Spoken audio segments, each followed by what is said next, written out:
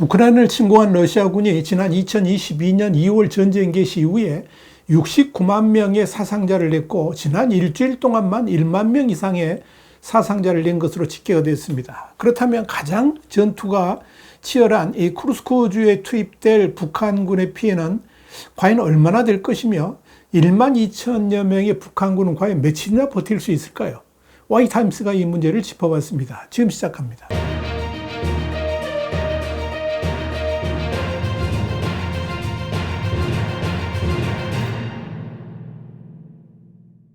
우크라이나 현지 매체인 키이우 인디펜던트는 현지 시간으로 29일 우크라이나군 참모본부는 러시아군이 전쟁 개시 이래 69만 2,080명의 병력을 잃었으며 지난 하루 동안만 1,360명이 사상당했다 그러면서 러시아는 전차 9,129대, 장갑차 18,404대, 포병 시스템 19,917개, 방공 시스템 984개, 항공기 369대, 잠수함 1대를 잃었다라고 보도했습니다. 우크라이나군의 통계에 따르면 이 러시아군의 사상자 수는 지난 7일간 1,490명에 이릅니다. 물론 우크라이나군의 일방적인 집계치이기 때문에 약간의 오류가 있을 수는 있지만 영국 국방부의 집계치와 별 차이가 나지 않는다는 점에서 어느 정도는 신뢰할 수 있는 통계라고 봐도 무방할 것입니다.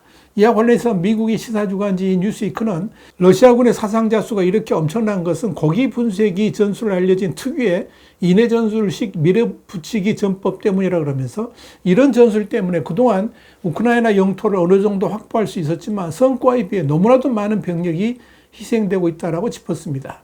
이런 러시아군의 희생에 대해서 우크라이나의 올렉산드르 시르스키 총사령관은 러시아가 쿠르스크에서 거의 3개월 동안의 침공에서 사망, 부상, 포로를 포함해서 17,819명의 사상자를 냈다 그러면서 그럼에도 러시아의 푸틴은 우크라이나의 군대가 쿠르스크에서 포위당했다라고 말하고 있다. 이렇게 꼬집었습니다. 이와 관련해서 영국 국방부도 지난 10월 초에 지난 9월 들어 러시아군의 희생자 수가 가장 많았으며 매일 평균 1,271명의 전투원이 사망하고 부상당했다 그러면서 겨울로 접어들면서 전투가 소강 상태에 들어설 것이지만 그럼에도 매일 1,000명 이상의 사상자 수는 유지될 것으로 보인다라고 예측했습니다. 에스토니아 군사정보센터의 부국장인 야넥 캐셀만 중령도 지난 주말에 러시아가 10월에 약 4만 명의 사상자를 낼 가능성이 있다라고 말했습니다. 이런 상황에서 북한군의 실제 전투 투입이 임박한 것으로 보입니다. 우리 정부는 우크라이나 러시아 전쟁의 격전지 쿠르스크주에 이미 북한군 약 1만 1천 명이 집결했다고 파악한 것으로 알려졌습니다. 북한군 대부분이 러시아 동부에서 이루어진 적응훈련을 최대한 조기에 종료하고 전선으로 이동한 것으로 보입니다. 실제로 쿠르스크에 모인 북한군이 실제 전투가 벌어지는 최전방 지역으로 이동하는 정황도 포착됐습니다. 우크라이나 정보총국은 현지 시간 27일 북한군을 쿠르스크주 최전선으로 수송하기 위해 러시아가 민간 트럭까지 동원하고 있는 정황을 러시아군 감청을 통해 확인했다라고 밝혔습니다. 볼로디미르 제렌스키 대통령도 이날 텔레그램과 X 등 이 소셜미디어를 통해서 북한군이 수일 내에 우크라이나 전장에 나타날 수 있다 그러면서 우리는 유럽 땅에서 북한 군대와 싸워야 할 상황에 내몰렸다라고 했습니다.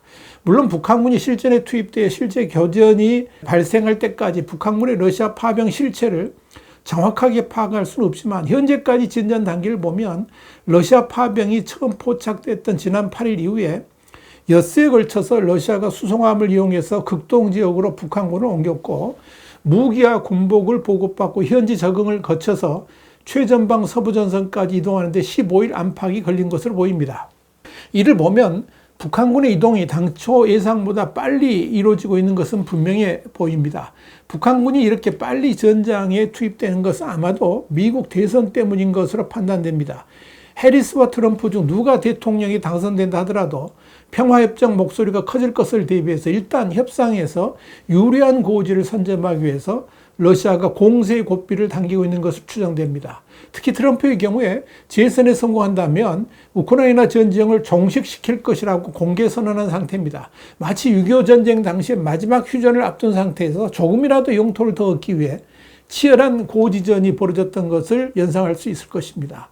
북한군을 쿠르스크주에 집중 투입하려는 것도 러시아 본토를 우크라이나가 점령하고 있을 경우 영토 협상에서 상당한 손해가 불가피하기 때문에 무조건 수복해야 한다는 절박감이 있고 이를 위해 북한군을 투입하려 한다는 것입니다. 그렇다면 쿠르스크에서 북한군이 총알바지로서 희생당할 가능성이 매우 큽니다. 특히 미 국방부가 러시아에 파병된 북한군을 전투 투입할 경우에 우크라이나의 무기 사용에 제한을 두지 않겠다라고 경고했다는 점도 주목거리입니다. 사브리나 스잉 미국 국방부 부대변인은 29일 브리핑에서 약 1만 명의 북한군이 훈련을 위해서 러시아 동부에 배치된 것으로 추정되며 이들 중 일부는 이미 우크라이나에 가까이 이동했다 그러면서 러시아가 북한군 병사들을 전투에 투입하거나 우크라이나 국경 인근 러시아 쿠르스크주에서 진행 중인 작전의 지원 임무를 맡기는 것에 대해 우려하고 있다라고 말했습니다. 그러면서 스잉 부대변인은 북한군이 우크라이나 군과의 전투에 참여할 경우에 우크라이나가 북한군을 상대로 미국 무기를 사용하는데 새로운 제한이 없을 것이다. 이렇게 강조했습니다. 여기서 눈여겨봐야 될 것은 스잉 부대변인이 에이테크엄스 등 미국의 미사일 사거리 제한을 해제할 수 있다면서 굳이 북한군을 대상으로 발사할 수도 있다라고 지칭한 대목입니다.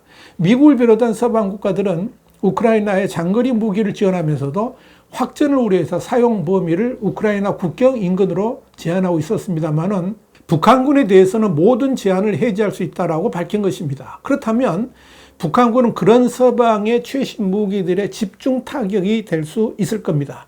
미국 국방부는 이미 북한군이 전장에 투입될 시에 전투 요원으로 간주돼서 합법적 공격 대상이 된다 그러면서 북한이 공동 교전국이 되면 우크라이나의 미국 무기 사용에도 제한을 두지 않을 것이다. 이렇게 분명히 선을 그은 바 있습니다.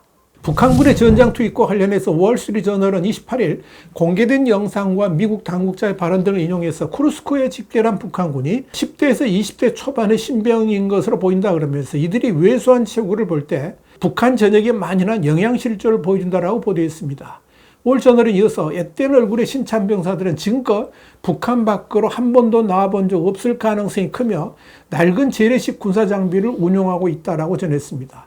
이와 관련해서 지난 24일 김용현 국방부 장관도 국방위 국감에서 러시아 파병 북한군에 대해서 단순한 총알바지 용병이라고 평가한 바 있습니다. 앞으로 눈여겨볼 것은 북한군이 전투 현장에 투입되어 단시간에 상당한 희생자가 나왔을 경우에 이들이 어떤 반응을 보일 것인가의 여부입니다. 북한 당국도 이를 모를 리 없습니다.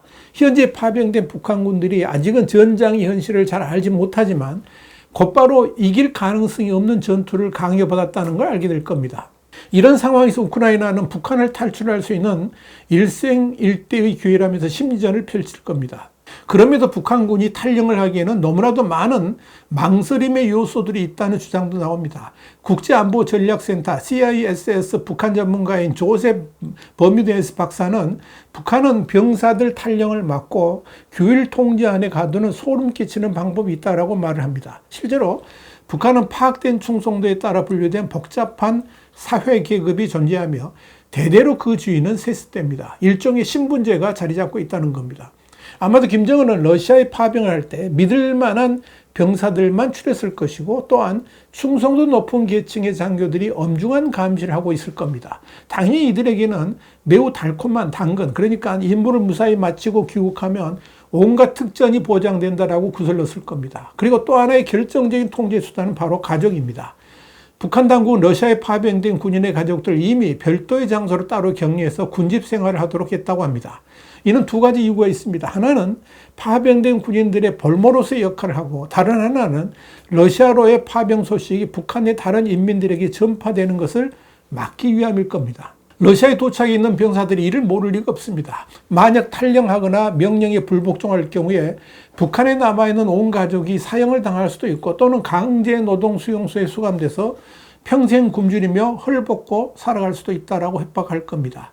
그럼에도 주위의 많은 동료들이 우크라이나의 대포밥이 되어서 죽어가는 것을 본다면 수많은 북한 병사들은 동의할 수도 있고 사실상의 실종 상태로 꾸미고 탈영을 감행할 수도 있을 것입니다. 그것이 죽는 것보다는 낫기 때문입니다. 그들을 대상으로 심리전을 하겠다는 것입니다.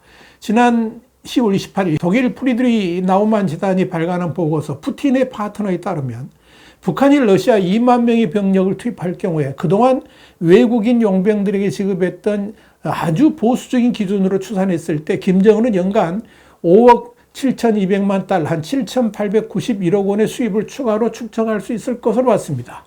결국 김정은은 자신의 배를 채울 요량으로 젊은, 아니 아주 어린 병사들을 러시아의 전쟁터로 내보낸 것입니다. 참 나쁜 김정은입니다. 화이트하우스 국제정세 분석의 추복이었습니다. 감사합니다.